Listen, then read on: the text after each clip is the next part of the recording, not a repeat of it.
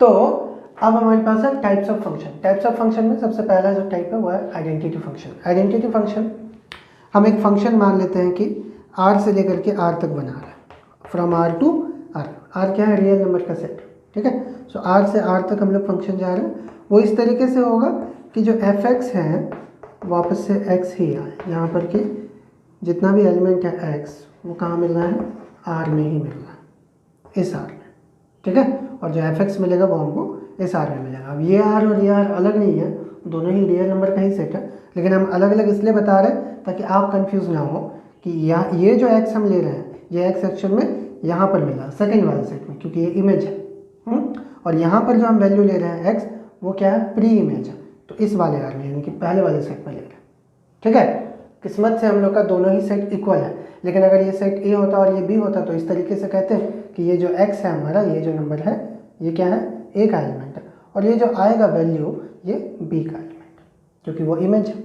Identity function का मतलब हो गया कि भाई जो भी एलिमेंट हम ले रहे हैं वही सेम एलिमेंट आ जा रहा है, ठीक है। For all x element of r। तो इस तरीके के फंक्शन को हम लोग आइडेंटिटी फंक्शन कहेंगे, ठीक। तो जैसे हम मान लेते हैं वैल्यू लेते हैं, यहाँ पर x हो गया, इधर y हो गया, ठीक है। और y क्या है? y हमारा fx है, y जो है fx है, ओके। तो x का वैल्यू हम ले लेते हैं। x कहाँ से मिलेगा? पहले वाले सेट से, यानी कि रियल नंबर के सेट से, r से। तो 1 ले लेते हैं, तो y क्या आ जाएगा? fx बराबर क्या है? x ही है, यानी कि f1 अगर हम करेंगे, fx की जगह 1 कर दिए तो वापस से क्या आएगा? x ही आएगा, x का मतलब 1 ही आएगा, तो 1 आ गई। x की जगह पर 2 रख देते हैं, यानी कि f2, तो f2 इज इक्वल टू क्या आ जाएगा? 2 आ जाएगा, क्योंकि बात हमेशा क्या हो रहा है? वही एलिमेंट आ रहा है जो एलिमेंट हम यहाँ पर ले रहे हैं, यानी कि x अगर 2 लेते हैं तो y भी 2 हो जाएगा, यहाँ -1 लेते हैं तो यहाँ -1 आ जाएगा, यहाँ 0 ले रहे हैं 0 आ जाएगा, 3 लेंगे तो 3 आ जाएगा, 4 लेने से 4 आ जाएगा, ठीक है। तो इसका अगर आप ग्राफ बनाते हैं तो आपका ग्राफ ऐसा बन जाएगा, देखिए क्या है? x1 y1, तो x1 y1 ये पॉइंट, x2 y2 ये वाला पॉइंट, x -1 y -1, तो x जो है हमारा -1 यहाँ पर है और y -1 यहाँ पर है, ये पॉइंट, x0 y0 तो ये वाला पॉइंट, x3 y3 इधर है और y3 ऊपर हो जाएगा, तो ये वाला y3 यहाँ। उसी तरीके से x4 यहाँ y4 यहाँ, इन सबको मिला दीजिएगा तो ग्राफ कुछ इस तरीके से आएगा। सो आइडेंटिटी फंक्शन का जो ग्राफ होता है वो क्या होता है? ओरिजिन से पास होता है। ऑब्जेक्टिव पेपर है ना, तो ये क्वेश्चन पूछेगा ही पूछेगा कि आइडेंटिटी फंक्शन का ग्राफ कहाँ से पास होता है, तो ये ओरिजिन से पास होता है, या फिर कैसा होता है? So the graph will pass through the origin, याद रखिएगा इसको, ओके। अब कांस्टेंट फंक्शन है। कांस्टेंट फंक्शन कैसा होगा? वही r टू r फंक्शन है, और वो इस तरीके से डिफाइंड है कि fx इज इक्वल टू एक कांस्टेंट नंबर आ जाता है c, ठीक है। c क्या है? Constant for all x element of r and c is a constant, ये चीज़ ध्यान रखिए, ठीक है। इसमें क्या है? c एक कांस्टेंट है। कांस्टेंट कुछ भी नंबर हो सकता है, जैसे मान लेते हैं हम एक फंक्शन ले रहे हैं यहाँ पे कि fx इज इक्वल टू 5, तो x का हम कोई भी वैल्यू रखते हैं हमारे पास y क्या आएगा? हमेशा 5 आएगा, ठीक है। x का चाहे हम f1 करें तो भी 5 आएगा, f2 करें तो भी 5 आएगा, f3 करेंगे तो भी 5 आएगा, f-1 करें तो भी 5, f0 करें तो भी 5। तो इस तरीके का फंक्शन को हम लोग कांस्टेंट फंक्शन कहते हैं, क्योंकि इसमें जो y का वैल्यू है यानी कि fx जो है वो कांस्टेंट नंबर हो जाता है, ओके। नेक्स्ट है हमारे पास पॉलिनोमियल फंक्शन। पॉलिनोमियल फंक्शन कैसा है? सेम वही है, r टू r है, लेकिन इसमें जो fx डिफाइन होता है वो इस तरीके से होता है, a0 plus ax plus a2x2 plus a3x3 dot dot dot anx है, ठीक है। इस तरीके से डिफाइंड हो तो इसको हम लोग कहते हैं पॉलिनोमियल फंक्शन। अब यहाँ पर a0 a2 a3 और डॉट डॉट डॉट an ये सब क्या है? ये सारा का सारा नंबर है, कांस्टेंट नंबर है, ये r का वैल्यू है ना, r में हमको मिलेगा, ओके। उसके बाद ये जो है हमारा 0 यहाँ पे 1 है, यहाँ पर भी 1 है, 2 2 3, ये सब जो नंबर है ये सब नेचुरल नंबर सब है, होल नंबर सब है, ठीक है। तो इस तरीके का फंक्शन को हम लोग पॉलिनोमियल फंक्शन कहेंगे। एग्जाम्पल ऑफ पॉलिनोमियल फंक्शन में देखिए, जैसे कि हमारे पास है F X is equal to 2x plus 5, तो ये पॉलिनोमियल फंक्शन है। आप कहेंगे सर ये तो इस फॉर्म में नहीं है, इस फॉर्म में है। कैसे है देखिए, ये हमारा a बन गया है ना, ये क्या है a है, तो a और ये x प्लस ये क्या हो गया हमारा a2 हो गया, ठीक है, a2 हो गया, और यहाँ पर x है क्या, नहीं है, फिर भी हम लिख सकते हैं x पर पावर 0 करके लिख सकते हैं ना, ठीक है। तो इस तरीके से जो है इस फॉर्म में आ जाता है, ये देखिए ऐसे फॉर्म में आ जाता है।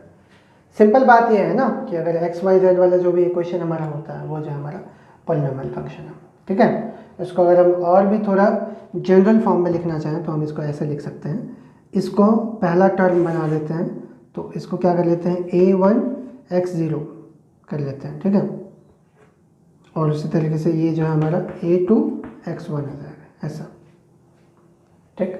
तो इस तरीके के फंक्शन को हम लोग पॉलिनोमियल फंक्शन कहते हैं। कोई जो टफ चीज़ नहीं है, ठीक है, जब आप हायर क्लास में जाएंगे तब जाकर के इसको डिटेल में पढ़ना है। फिलहाल के लिए सिर्फ आप ये समझिए ना कि जस्ट जो इक्वेशंस होता है उसको हम लोग जो इक्वेशन के फॉर्म में जो होता है x प्लस वाई या फिर कुछ भी, वो जो हमारा पॉलिनोमियल फंक्शन में आता है।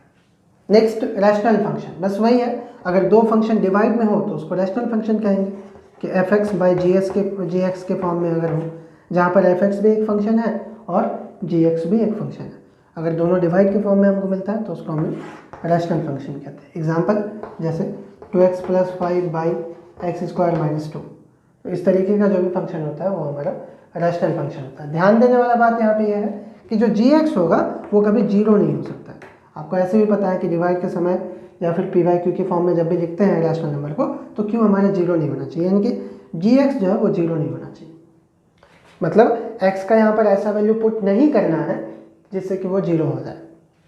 जैसे यहाँ पे x का क्या वैल्यू से ये जीरो हो सकता है, अगर मान लेते हैं कि हम उसको सॉल्व कर लेंगे ना, तो √2 अगर हम यहाँ पे रख देते हैं, ठीक है, x का वैल्यू अगर हम √2 रख देते हैं तो ये पूरा जीरो हो जाएगा। इसीलिए यहाँ पे कॉमन में हम लोग लिख देंगे कि x कैन नॉट बी √2, ठीक है। तो बस इस बात का ध्यान रखना है कि जो नीचे gx जो है वो हमारा जीरो नहीं होना चाहिए, ठीक है। बाकी सिंपल चीज़ है कि अगर बाई में है तो उसको हम लोग रैशनल फंक्शन कहते हैं, ओके। प्लस फंक्शन क्या होता है कि इसमें जो फंक्शन होगा हमारा वो इस तरीके से होगा कि F X is equal to mod X for all X element of I. अब मोड एक्स का मतलब आपको पता है कि इस मोड के अंदर में जो भी वैल्यू रखेंगे वो हमेशा पॉजिटिव ही बाहर आएगा, चाहे हम यहाँ पे -1 रखें तो भी वो +1 आ जाएगा, हम यहाँ पे 0 रखेंगे तो 0 ही आएगा, -3 रखेंगे तो 3 आ जाएगा, हमेशा प्लस में आएगा। तो इस तरीके के फंक्शन को हम लोग मॉड्यूलस फंक्शन कहते हैं।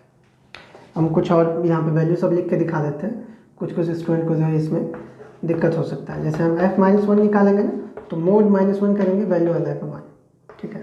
f1 निकालेंगे तो मोड 1 करेंगे 1, f-2 निकालेंगे तो मोड -2 करेंगे 2, यानी कि वैल्यू जो हमेशा प्लस में ही आता है, ठीक है। तो इस तरीके के फंक्शन को हम लोग द मॉड्यूलस फंक्शन कहते हैं, क्योंकि ये फंक्शन क्या है, मोड पर काम कर रहा है, सिंपल है। सिग्नम फंक्शन, ये याद रखना पड़ेगा। ये कैसा फंक्शन होता है, इस तरीके का कि एफ एक्स बराबर 3 वैल्यू आ सकता है।